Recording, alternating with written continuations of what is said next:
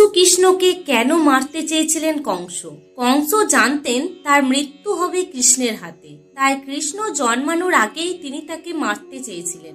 ভাগ্যবাণী দেবকী যখন কৃষ্ণকে গর্ভে ধারণ করেন তখন এক আকাশবাণী হয়, কংস, তোমার বোনের অষ্টম সন্তানই তোমার মৃত্যুর কারণ হবে। এই শুনে কংস ভয় পেয়ে যান এবং দেবকী ও বাসুদেবকে কারাগারে বন্দী করেন। এরপর দেবকীর প্রতিটি সন্তান জন্মানোর সাথে সাথে তিনি তাদের হত্যা করতে থাকেন। কিন্তু অষ্টম সন্তান অর্থাৎ কৃষ্ণ জন্মানোর রাতে এক অলৌকিক ঘটনা ঘটে। কারাগারের দরজা নিজে থেকেই খুলে যায়, রক্ষীরা গভীর ঘুমে আচ্ছন্ন হয়ে পড়ে আর বাসুদেব শিশু কৃষ্ণকে গোকুলে রেখে আসেন। যখন কংস জানতে পারেন যে কৃষ্ণ বেঁচে আছেন তখন তিনি অসুরদের পাঠিয়ে বারবার কৃষ্ণকে হত্যার চেষ্টা করেন, কিন্তু প্রতিবারই কৃষ্ণ সেই ষড়যন্ত্র নস্যাৎ করে দেন এবং শেষ পর্যন্ত কংসকেই বধ করেন।